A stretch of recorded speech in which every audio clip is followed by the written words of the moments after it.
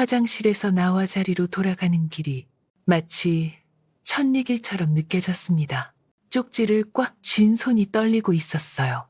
예리는 여전히 휴대폰을 만지작거리며 셀카를 찍고 있었고, 준호는 그런 그녀를 바라보며 행복한 미소를 짓고 있었습니다. 어머님, 어디 아프세요? 예린이 저를 보며 물었습니다. 목소리는 달콤했지만 눈빛에는 묘한 경계심이 서려 있었어요. 아니야, 괜찮아. 저는 최대한 자연스럽게 답했습니다. 하지만 마음은 전혀 괜찮지 않았어요. 쪽지의 내용이 머릿속에서 맴돌고 또 맴돌았습니다. 그 여자랑 절대 결혼시키지 마세요. 우리 동네에서 사람 고생시키는 수법. 아드님 인생 망가집니다. 예린이 갑자기 큰 소리를 냈습니다. 아, 정말 이 아메리카노 완전 미지근해요. 그녀는 컵을 탁 소리 나게 내려놓으며 직원을 불렀습니다. 저기요, 이거 다시 뜨겁게 해주세요. 젊은 바리스타가 당황하며 다가왔어요. 죄송합니다. 바로 새로 드릴게요. 새로 드리는 게 아니라 처음부터 제대로 했어야죠. 예린의 목소리가 점점 커졌습니다. 카페 안에 다른 손님들이 하나둘 이쪽을 쳐다보기 시작했어요. 준호가 당황하며 말했습니다. 예린아, 괜찮다. 그냥 마시자. 하지만 예린은 멈추지 않았습니다. 오빠는 왜 그래요? 돈 주고 사는 건데 제대로 된 서비스 받아야죠. 그녀는 직원을 향해 계속했습니다. 이런 식으로 장사하면 손님들 다 떠나갈 거예요. 저는 그 순간을 지켜보며 온몸에 소름이 돋았습니다. 쪽지에 적힌 내용이 바로 눈앞에서 펼쳐지고 있었어요. 사람 고생시키는 수법, 정확히 이런 모습이었습니다. 바리스타는 고개를 숙이며 정말 죄송합니다. 를 반복했습니다. 그의 얼굴이 빨갛게 달아올랐어요. 다른 손님들도 불편해하는 게 역력히 보였습니다. 예린 씨, 저는 차분한 목소리로 불렀습니다. 이 정도면 충분해요. 실수는 누구나 할 수 있는 거잖아요. 예린이 저를 쳐다봤습니다. 순간 그녀의 눈에서 날카로운 감정이 스쳤어요. 마치 방해받는 게 못마땅하다는 그런 표정이었습니다. 어머님은 너무 착하세요. 요즘 같은 세상에는 확실하게 해야 돼요. 그녀는 억지로 미소를 지으며 말했습니다. 새로운 커피가 나왔을 때 예린은 한 모금 마시더니 이번에는 만족스럽다는 듯 고개를 끄덕였습니다. 하지만 바리스타는 여전히 긴장한 표정으로 서 있었어요. 그나저나 어머님, 준호 오빠 정말 효자예요. 예린이 갑자기 화제를 돌렸습니다. 매달 용돈도 드리고 명절 때마다 선물도 사드리고요. 저는 깜짝 놀랐습니다. 준호가 저에게 용돈을 주는 건 맞지만 그걸 예린이 알 이유는 없었어요. 아, 그런 건 당연한 거야. 저는 어색하게 웃으며 답했습니다. 근데 어머님 집이 꽤 크시죠? 준호 오빠가 사진 보여줬는데 정원도 있고 정말 멋있더라고요. 예린이 계속해서 물었습니다. 이상했습니다. 준호가 집 사진까지 보여줄 이유가 있을까요? 더군다나 사귄 지 얼마 안 된 사이인데 말이에요. 그냥 평범한 집이야. 저는 짧게 답했습니다. 하지만 예린은 포기하지 않았어요. 어머님, 혹시 재산 관리는 어떻게 하세요? 예린아, 준호가 당황하며 끼어들었습니다. 그런 걸 왜 물어봐? 그냥 궁금해서요. 나중에 가족이 될 텐데 알아두는 것도 좋잖아요. 그 순간 저는 확신했습니다. 쪽지의 내용이 사실이라는 걸요. 예린의 관심은 준호가 아니라 우리 가족의 재산에 있었습니다. 저희는 특별한 재산은 없어요. 저는 단호하게 말했습니다.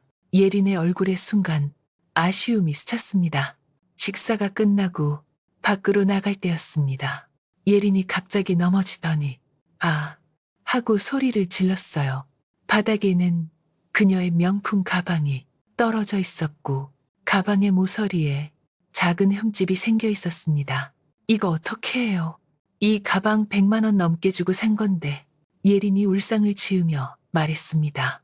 카페 문 앞에 작은 턱이 넘어진 원인인 것 같았어요. 하지만 그 턱은 평소에 누구나 쉽게 볼 수 있는 높이였습니다. 괜찮아. 가방은 다시 살 수 있어. 준호가 위로했습니다. 하지만 예리는 계속 가방만 바라보며 한숨을 쉬었어요. 어머님, 저 정말 조심했는데 이런 일이 생기네요. 그녀가 저를 보며 말했습니다. 그 눈빛에서 무언가를 기대하는 듯한 느낌이 들었어요. 하지만 저는 대답하지 않았습니다. 대신 마음속으로 쪽지를 써준 그 사람에게 고마움을 느꼈어요. 집에 돌아온 후 저는 혼자 방에 앉아 오늘 있었던 일들을 곰곰이 생각해 봤습니다. 예린의 과도한 요구, 직원에 대한 무례한 태도, 우리 집 재산에 대한 관심, 그리고 마지막 가방 사건까지 모든 것이 쪽지의 내용과 일치했습니다. 사람 고생시키는 수법, 바로 그런 모습들이었어요. 준호는 여전히 아무것도 모르는 것 같았습니다. 사랑에 눈이 먼 채로 예린의 모든 행동을 감싸고 있었어요. 저는 책상 서랍에서 예전에 쓰던 수첩을 꺼냈습니다. 교사 시절 학급 일지를 쓸 때 사용하던 것이었어요. 오늘 일어난 일들을 하나하나 기록했습니다. 시간, 장소, 상황, 예린의 말과 행동까지 자세히 적어두었어요. 만약 쪽지의 내용이 사실이라면 더 많은 증거가 필요할 것입니다. 준호를 설득하려면 확실한 근거가 있어야 했어요. 그날 밤 잠들기 전 저는 오랫동안 천장을 바라봤습니다. 마음이 무거웠어요. 아들의 행복을 바라는 마음과 그를 보호하고 싶은 마음이 충돌하고 있었습니다. 만약 제가 틀렸다면 어떻게 될까요? 준호는 저를 원망할 것이고 예린과의 사이를 방해한 나쁜 시어머니가 될 것입니다. 하지만 만약 제가 맞다면 지금 행동하지 않으면 준호의 인생이 망가질 수도 있어요. 다음 날 아침 준호가 출근하고 나서 저는 결심을 굳혔습니다. 반드시 진실을 확인하겠다고요. 먼저 어제 그 카페에 다시 가보기로 했습니다. 쪽지를 써준 사람을 찾아 더 자세한 이야기를 들어보고 싶었어요. 옷을 정갈하게 차려입고 가방을 들었습니다. 거울 앞에 선 제 모습은 평소보다 훨씬 긴장해 보였어요. 하지만 포기할 수는 없었습니다. 아들의 인생이 걸린 문제였으니까요. 저는 깊게 숨을 들이쉬고 집을 나섰습니다. 카페로 가는 길에 마음속으로 계속 되뇌었습니다. 진실을 확인하자, 확실한 증거를 찾자, 그리고 준호를 지키자. 63 평생을 살아오며 이렇게 절박한 마음을 느껴본 적이 없었어요. 하지만 엄마로서 해야 할 일이 있었습니다. 카페에 도착했을 때 어제 그 젊은 바리스타가 카운터에서 일하고 있었어요. 저는 용기를 내어 그에게 다가갔습니다. 안녕하세요. 혹시 어제 여기서 식사했던 사람인데요. 바리스타가 저를 알아보더니 살짝 당황한 표정을 지었습니다. 아마 어제 예린의 행동을 기억하고 있는 것 같았어요. 네, 기억해요. 무슨 일이시죠? 저는 주변을 둘러본 후 조용한 목소리로 물었습니다. 혹시 어제 누군가가 저희 테이블에 쪽지를 놓고 간 걸 보셨나요? 그의 얼굴이 순간 굳어지는 걸 봤습니다. 뭔가 알고 있는 것 같았어요. 바리스타의 얼굴이 창백해졌습니다. 사모님, 저도 처음엔 말리려고 했는데요. 그는 주변을 살피더니 작은 목소리로 속삭였습니다. 그분들, 예린 씨 모녀분이 동네에 오시면 정말 골칫거리예요. 저는 가슴이 철렁했습니다. 무슨 말씀이세요? 물건을 일부러 떨어뜨려서 환불을 요구하거나 음식에서 머리카락 나왔다고 큰 소리 지르시고 그의 말이 계속되었습니다. 저희 카페만이 아니에요. 근처 레스토랑, 옷가게까지 비슷한 일이 반복됐어요. 저는 온몸에 소름이 돋았습니다. 어제 예린이 가방을 떨어뜨린 일, 그리고 그때 제게 보냈던 기대하는 듯한 눈빛, 모든 게 계획된 것이었습니다. 혹시 더 자세한 이야기를 들을 수 있을까요? 바리스타는 잠시 망설이더니 고개를 끄덕였습니다. 퇴근 후에 따로 만나요. 지금은 다른 직원들이 봐서 집으로 돌아가는 길, 머릿속이 복잡했습니다. 만약 정말 그들이 사기를 치는 사람들이라면 준호는 어떻게 될까요? 저녁 시간이 되어서야 그 바리스타와 만날 수 있었습니다. 카페 옆 공원에서 그는 더욱 자세한 이야기를 들려주었습니다. 예린 씨, 어머니 오선미 씨가 더 악질이에요. 딸을 시켜서 남자들 꼬시고 결혼 직전에 돈을 뜯어내는 수법을 써왔어요. 저는 숨이 막혔습니다. 정말 확실한가요? 저희 동네에서만 3명이 당했어요. 모두 중년 남성들이었고 결혼 준비한다며 큰돈을 뜯긴 후 일방적으로 파혼당했죠. 그날 밤 잠을 이룰 수 없었습니다. 아들을 어떻게 설득해야 할까요? 사랑의 눈먼 준호가 제 말을 믿을까요? 다음 날 아침부터 저는 본격적인 조사에 나섰습니다.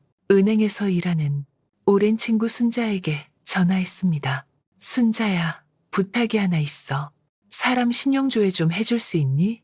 어머, 무슨 일이야? 그런 건 함부로 못 해주는데. 우리 준호 결혼 상대인데 뭔가 이상한 점이 많아. 제발 도와줘. 순자는 망설이다가 결국 도와주기로 했습니다. 그래, 알았어. 하지만 비공식적으로만 가능해. 절대 비밀로 해야 해. 그 사이 저는 인터넷 검색도 시작했습니다. 예린과 오선미의 이름으로 온갖 게시판을 뒤졌습니다. 그리고 충격적인 글들을 발견하기 시작했습니다. 예린 모녀 조심하세요. 결혼 사기꾼입니다.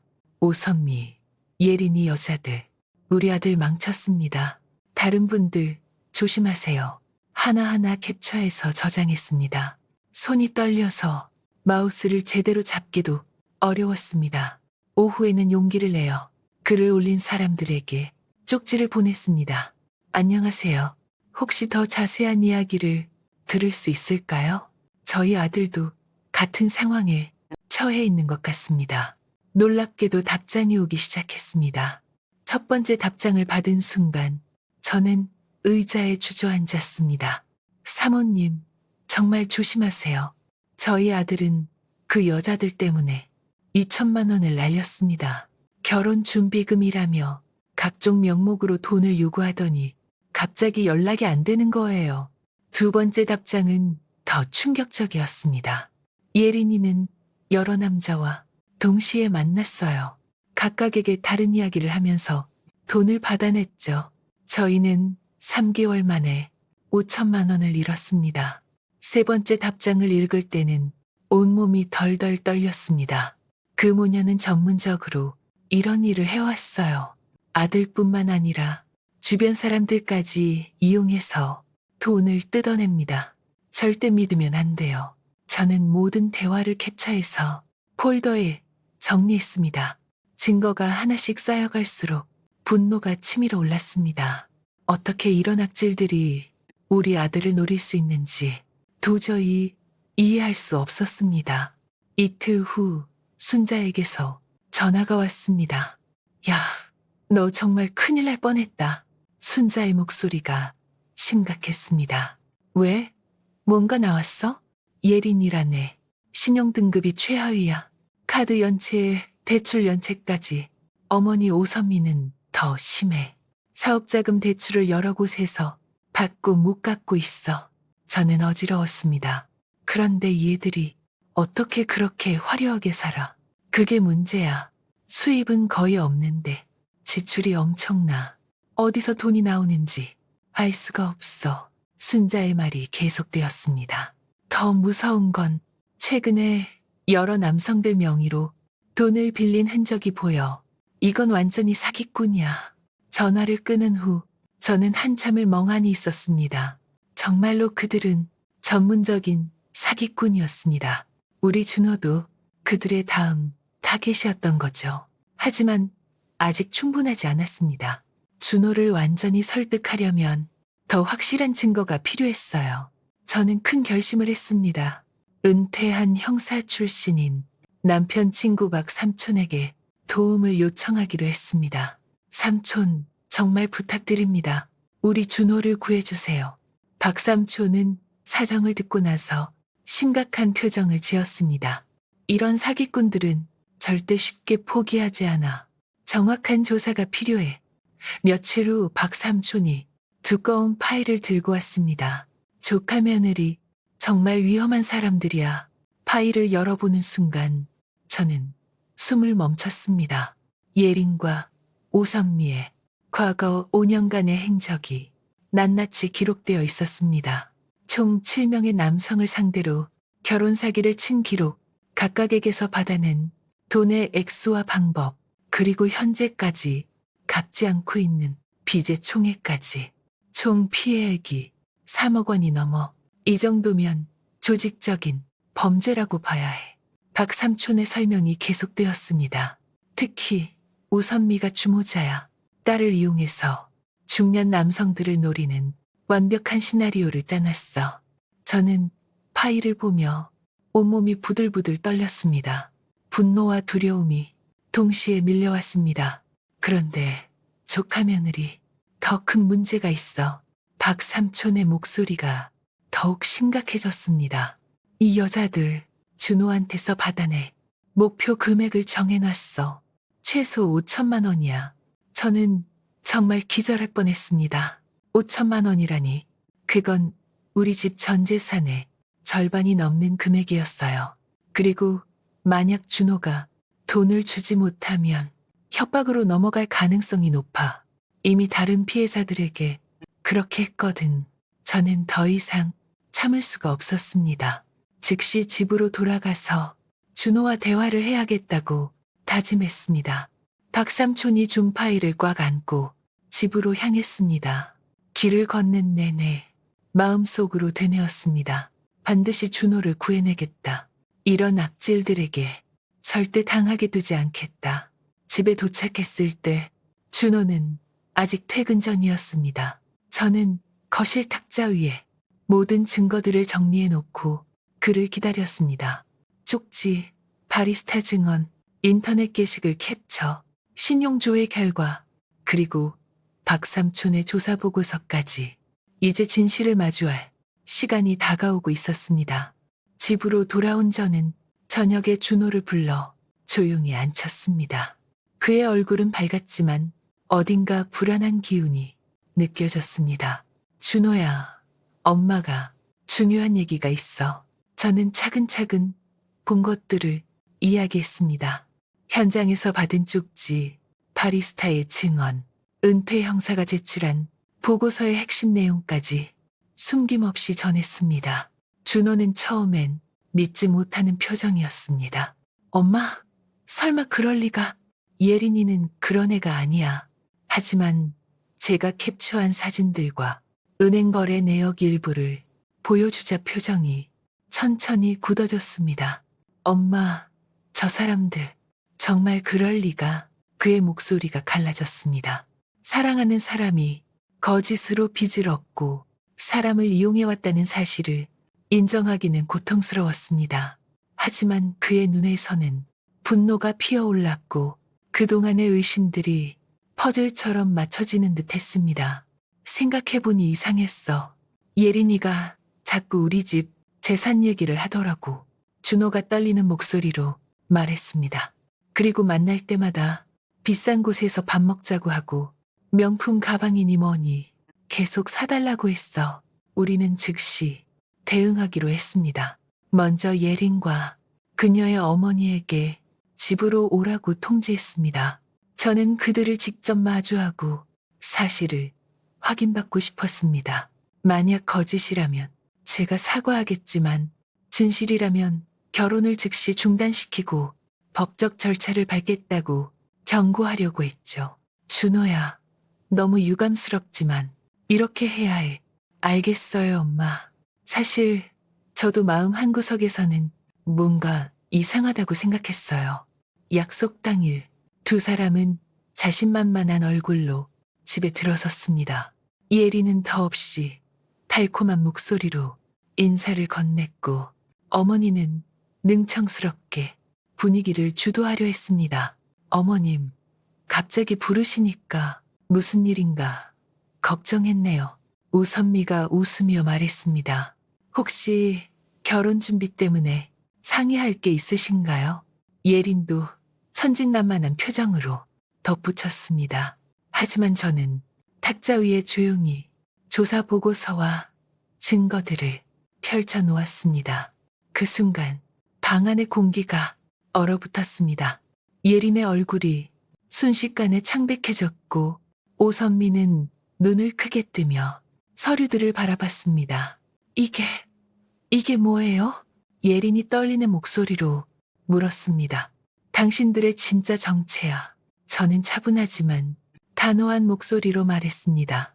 지난 5년간 7명의 남성을 상대로 결혼 사기를 쳐온 기록, 총 피해액 3억 원 넘는 범죄 행위의 증거야. 오선미가 갑자기 벌떡 일어섰습니다. 뭔 소리예요? 우리가 언제 그런 짓을? 그녀의 목소리가 날카롭게 올라갔습니다. 이건 모함이에요. 누가 이런 거짓말을. 하지만 저는 흔들리지 않았습니다. 은행 거래 내역과 신용조회 결과를 하나씩 보여주었습니다. 여기 보세요. 예린 씨의 연체 기록과 오선미 씨의 사업자금 대출. 미상한 내역이에요. 예린이 갑자기 눈물을 흘리며 연극을 시작했습니다. 준호 오빠, 저 정말 억울해요. 어머님이 왜 이러세요?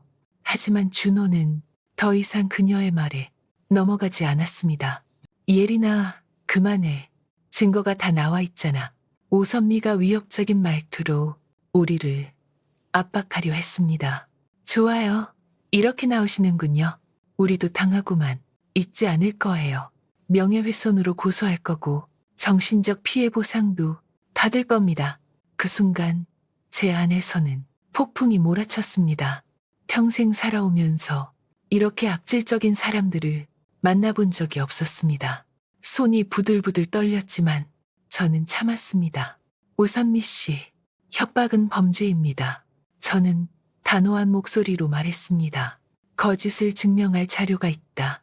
만약 결혼을 강행하려 한다면 우리는 법적 조치를 취할 것이다. 그 말의 방안은 숨죽인 정적에 휩싸였습니다. 예린이 흘리던 가짜 눈물이 뚝 멈췄고 오선미의 얼굴이 일그러졌습니다. 법적 조치라고요? 뭔 근거로? 저는 박삼촌이 준 조사 보고서를 꺼냈습니다. 전직 형사가 직접 조사한 자료입니다. 피해자 7명의 증언과 물적 증거까지 다 있어요. 오선미의 얼굴이 흑빛으로 변했습니다. 그리고 이미 다른 피해자들과 연락을 주고받고 있어요. 모두 당신들을 고발할 준비가 되어 있습니다. 예린이 갑자기 본색을 드러냈습니다. 그래서 어쩌실 건데요? 준호 오빠가 저를 얼마나 사랑하는지 모르시나 봐요. 그녀의 목소리에서 달콤함은 온데간데 없고 날카로운 악의만 남았습니다. 오빠, 정말 저버릴 거예요? 그동안 우리가 나눈 사랑은 뭐가 되는 거죠? 하지만 준호는 더 이상 흔들리지 않았습니다. 예린아, 사랑이라고 하지 마. 너희들에게 사랑은 돈을 뜯어내는 수단일 뿐이잖아. 오선미가 마지막으로 발악했습니다. 좋아요. 그렇게 나오시는군요. 우리도 가만히 있지 않을 겁니다. 온라인에 다 퍼뜨려서 당신들 집안 망신살 제대로 시켜드릴게요. 저는 그 순간 더 이상 참을 수 없었습니다. 그렇게 하세요. 하지만 그 순간 당신들은 명예훼손과 협박죄까지 추가로 뒤집었을 겁니다. 제 목소리가 떨렸지만 의지는 확고했습니다. 그리고 우리는 이미 변호사와 상의를 마쳤습니다. 당신들의 모든 행동이 증거가 될 거예요. 두 사람은 더 이상 할 말이 없었습니다. 예리는 가방을 움켜쥐고 오선미는 도끼 가득한 눈으로 우리를 노려봤습니다. 후회하실 거예요. 정말 후회하실 거라고요.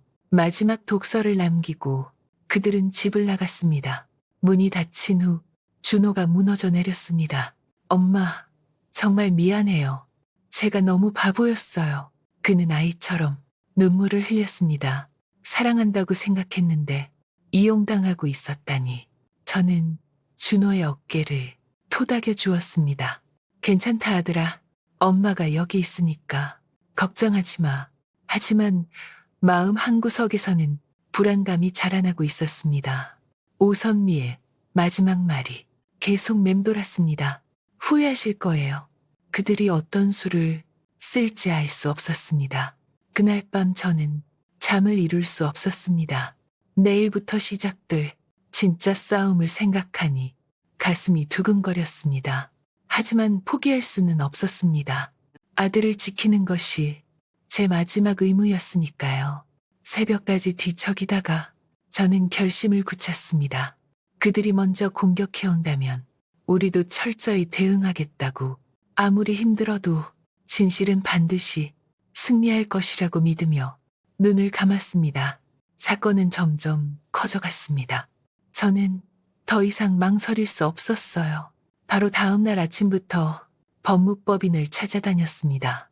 첫 번째 변호사 사무실에서 상황을 설명하자 젊은 변호사가 고개를 끄덕였어요.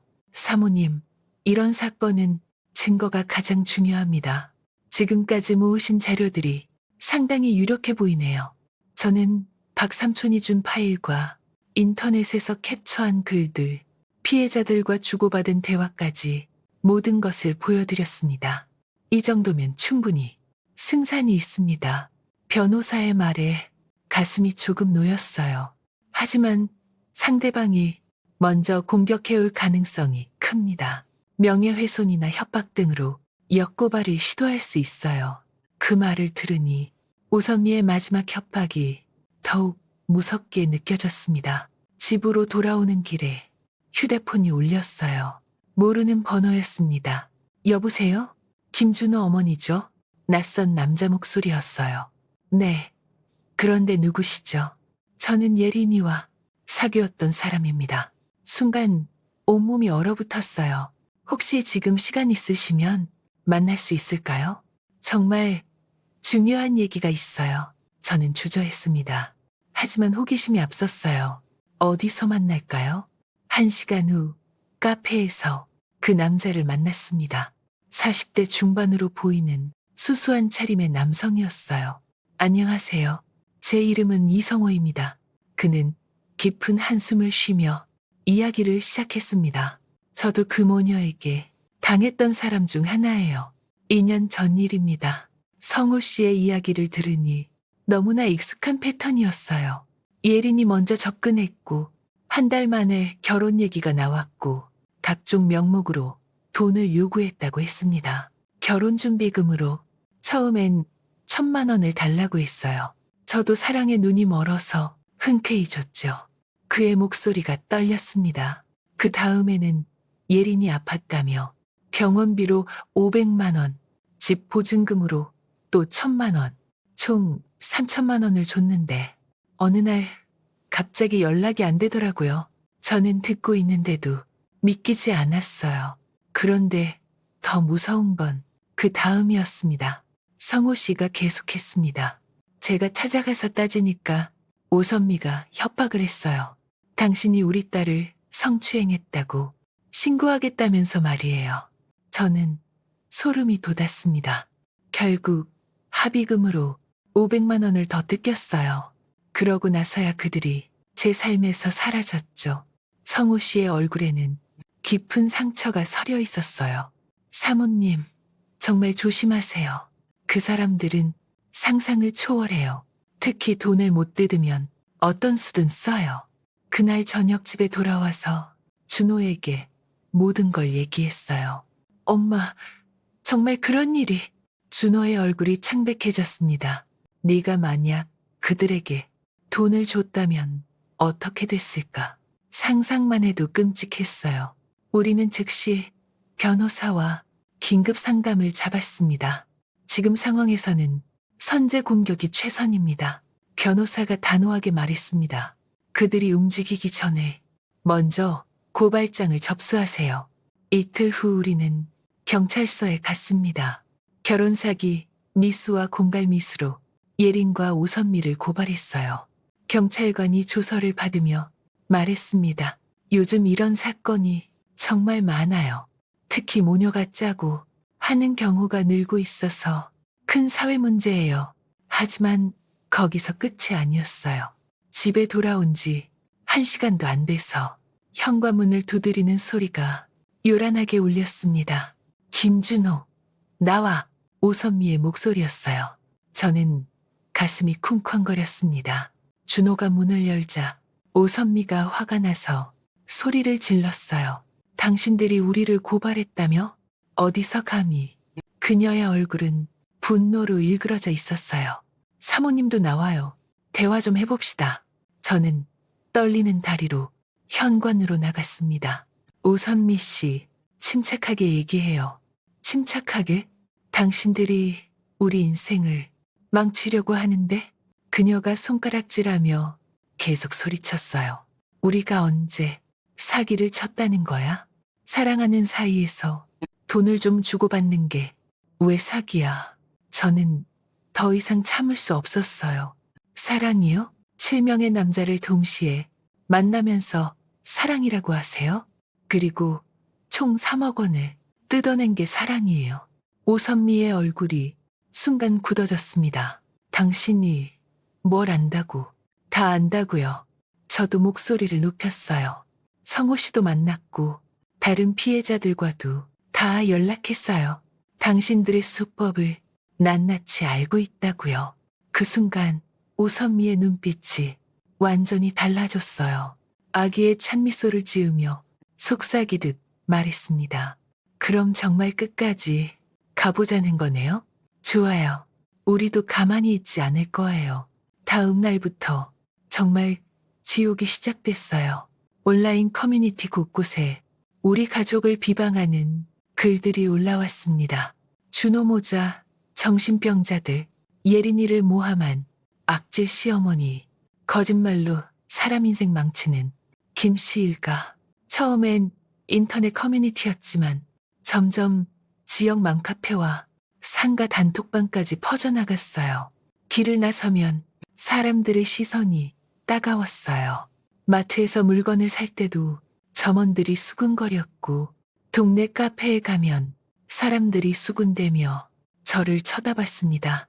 저 사람이 그 악독한 시어머니래. 아이고, 무서워라. 귀가 있으니 다 들렸어요. 준호도 회사에서 힘들어했습니다. 엄마, 동료들이 다 알고 있어요. 온라인에 퍼진 글들을 회사 사람들도 봤나 봐요. 그의 목소리가 침울했어요. 그래도 괜찮다. 저는 준호를 위로했지만 속으로는 분노가 치밀어 올랐어요. 변호사와 상의한 결과 이것도 명예훼손으로 맞고소할 수 있다고 했어요. 증거를 수집해서 역고발하시죠. 이미 선을 넘었어요. 하지만 그들의 공격은 여기서 그치지 않았습니다. 어느 날 저녁 집 앞에 검은 봉지가 놓여 있었어요. 안에는 죽은 쥐와 협박 편지가 들어 있었습니다.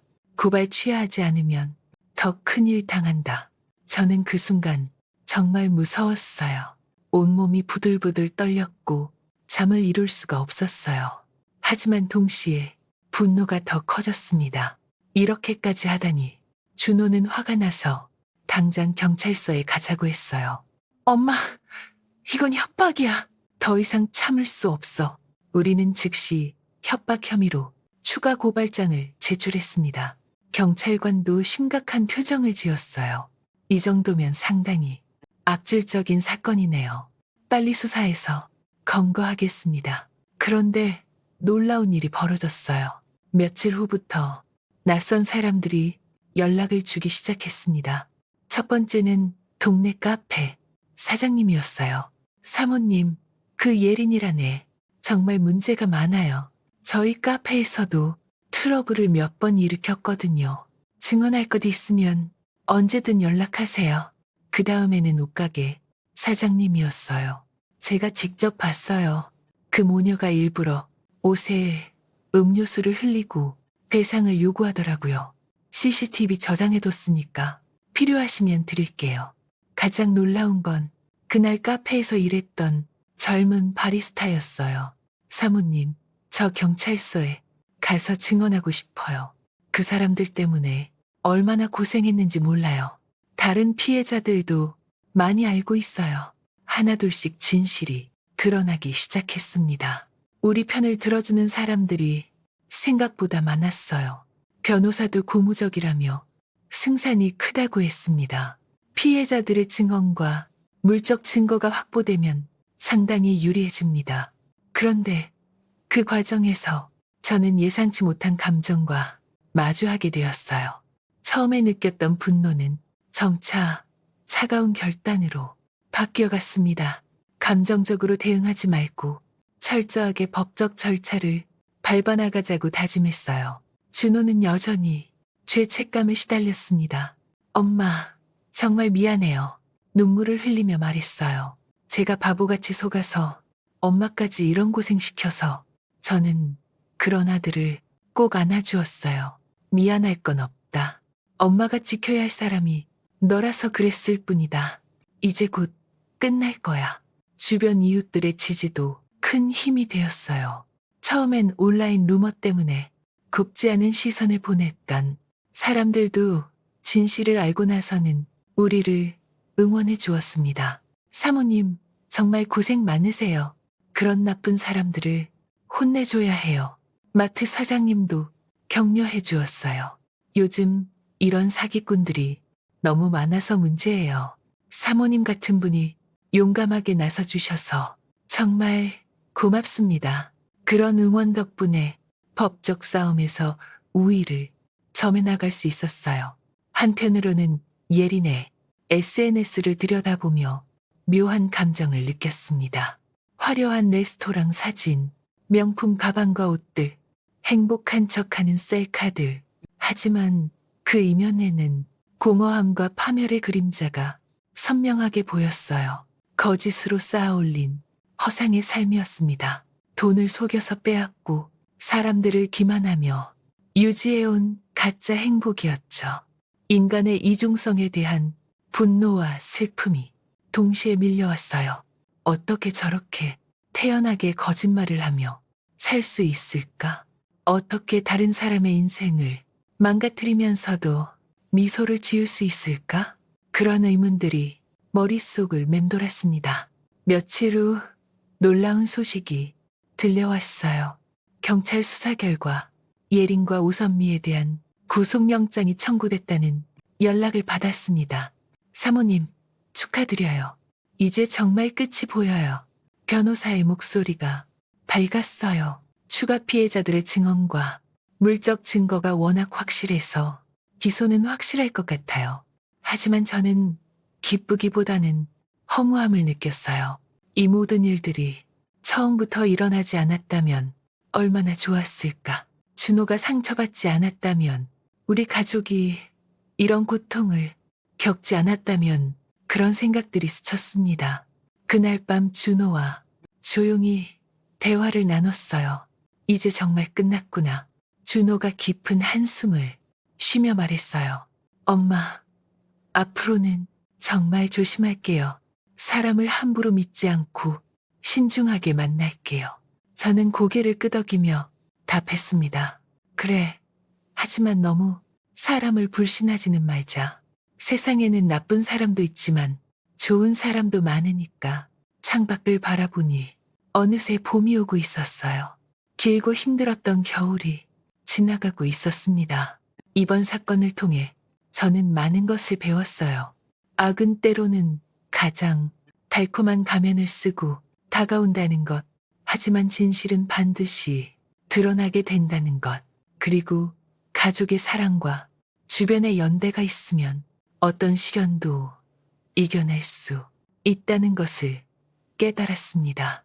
마지막 법정 출석을 앞두고 저는 마음을 다잡았어요. 이제 정말로 모든 것이 끝나는 순간이 다가오고 있었습니다. 마침내 법원 판결의 날이 다가왔습니다. 준호와 함께 법원 계단을 오르는데 다리가 후들거렸어요. 지난 몇 달간의 긴 싸움이 오늘로 끝날 생각을 하니 가슴이 두근거렸습니다. 법정 안으로 들어서자 예린과 우선미가 피고석에 앉아 있었어요.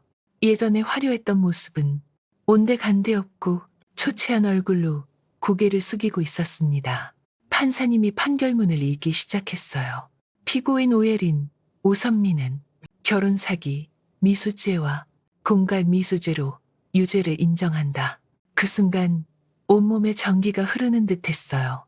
특히 피해자들에게 가한 정신적 고통과 계획적 범행의 악질성을 고려하여 실형을 선고한다. 저는 준호의 손을 꽉 잡았습니다. 정의가 실현되는 순간이었어요. 오선미는 흐느끼며 변명을 늘어놓았지만 아무도 들어주지 않았습니다. 법정을 나서며 제 어깨가 한결 가벼워졌어요. 엄마, 정말 감사해요.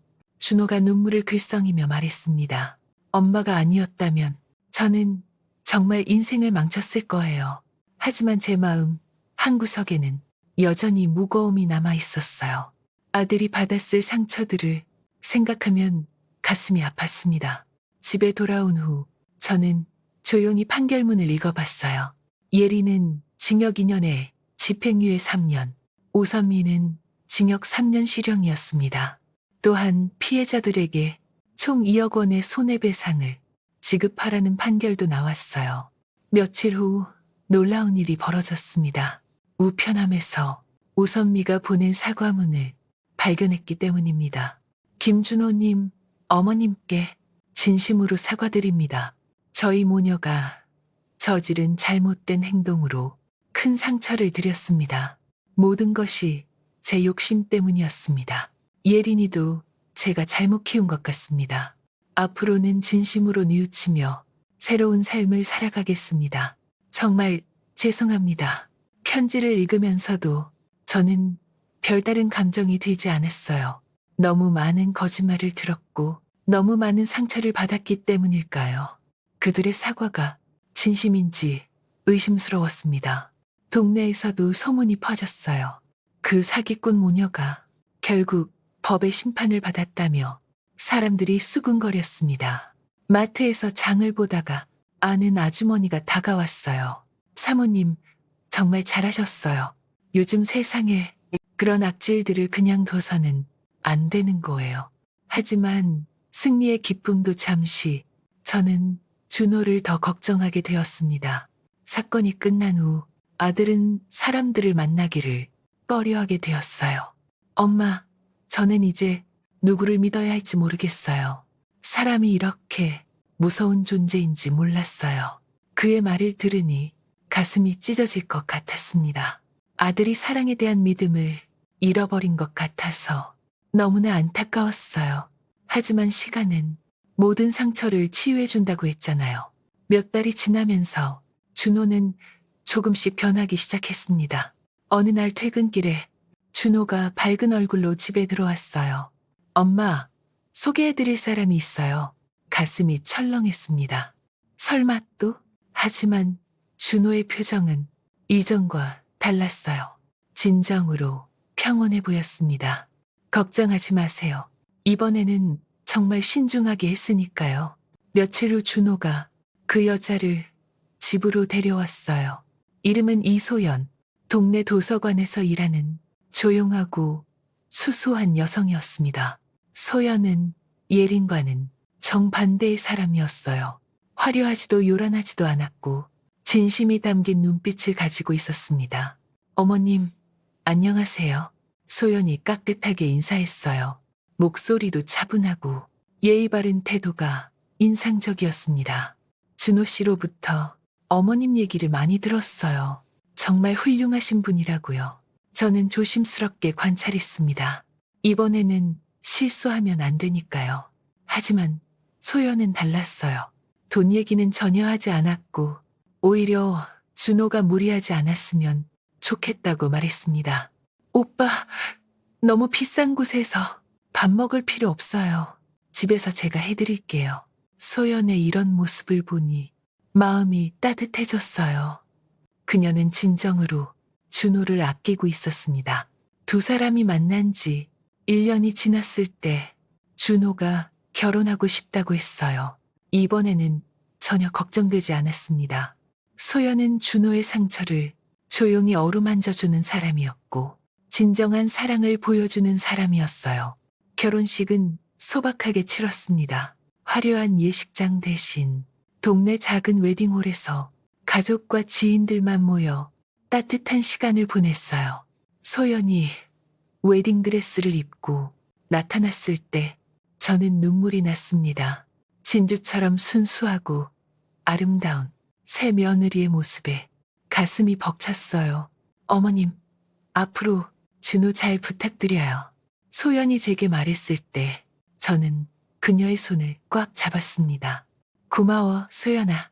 우리 아들을 구원해줘서. 결혼식 피로연에서 준호가 인사말을 했어요. 여러분, 오늘 이 자리에 와주셔서 감사합니다. 특히 저의 어머니께 깊은 감사를 드립니다.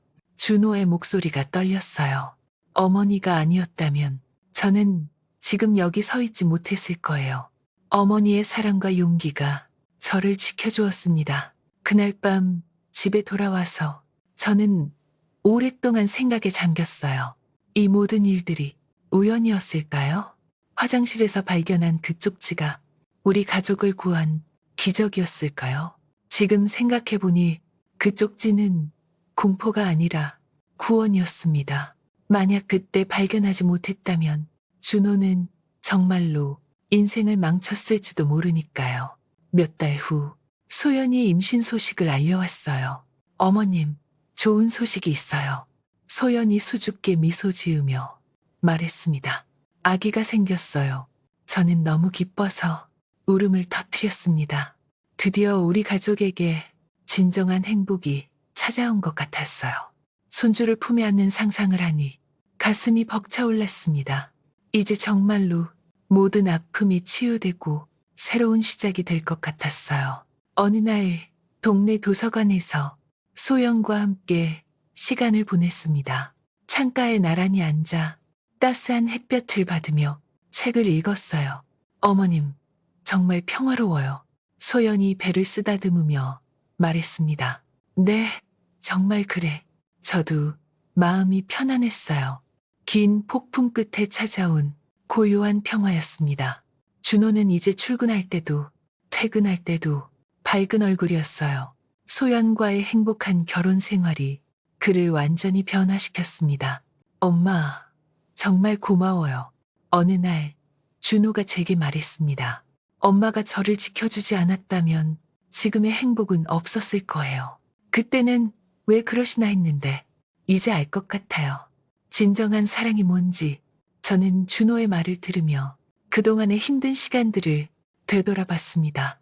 분노와 절망의 순간들, 법정에서의 긴장감, 승리의 기쁨과 새로운 시작의 희망까지 모든 것이 지금 이 순간을 위한 과정이었던 것 같아요. 인생에는 때로는 예상치 못한 시련이 찾아오지만 그것을 이겨내는 과정에서 우리는 더 강해지고 더 지혜로워집니다. 그리고 무엇보다 중요한 것은 서로를 지키려는 가족의 사랑이었어요. 부모가 자식을 보호하고 자식이 부모를 존경하며 함께 어려움을 헤쳐나가는 것. 그것이 진정한 가족의 의미라고 이번 일을 통해 깨달았습니다.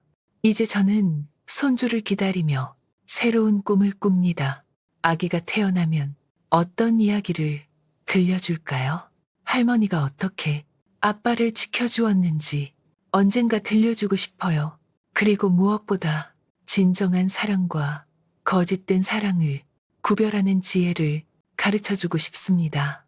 세상에는 나쁜 사람들도 있지만 선량한 사람들이 더 많다는 것, 진실은 반드시 승리한다는 것, 그리고 가족의 사랑이 모든 시련을 이겨낼 수 있다는 것을 전해주고 싶어요. 지금 우리 가족은 그 어느 때보다 행복합니다. 준호는 좋은 아내를 만났고 곧 아빠가 될 예정이에요. 저는 며느리 소연과 진짜 모녀처럼 지내고 있고 곧 손주도 안을 수 있게 되었습니다. 그 모든 행복의 시작이 화장실 휴지통에서 발견한 작은 쪽지 한 장이었다니 생각해보면 정말 신기해요. 인생은 정말 알 수 없는 신비한 것 같습니다. 가장 절망적인 순간에 희망의 메시지가 전해지고 가장 어두운 터널 끝에 밝은 빛이 기다리고 있어요. 이제는 매일 아침 감사한 마음으로 눈을 뜹니다. 오늘도 가족들과 함께 평범하지만 소중한 하루를 보낼 수 있다는 것에 깊은 감사를 느껴요. 동네 도서관 창가에 앉아 햇살을 받으며 소연과 나누는 대화. 준호가 퇴근해서 엄마, 다녀왔어요 라고 인사하는 순간 그 모든 일상들이 얼마나 소중한지 이제야 제대로 알 것 같아요. 아픔은 흔적을 남겼지만 그 흔적이야말로 우리가 함께 이겨낸 연대와 사랑의 증명입니다. 그리고 그 경험이 우리를 더욱 단단하게 만들었어요. 이제 어떤 시련이 와도 우리 가족은 함께 헤쳐나갈 수 있을 것 같습니다. 여러분, 이야기를 함께 나눌 수 있는 소중한 시간이었습니다. 긴 여정을 함께 해주셔서 진심으로 감사합니다.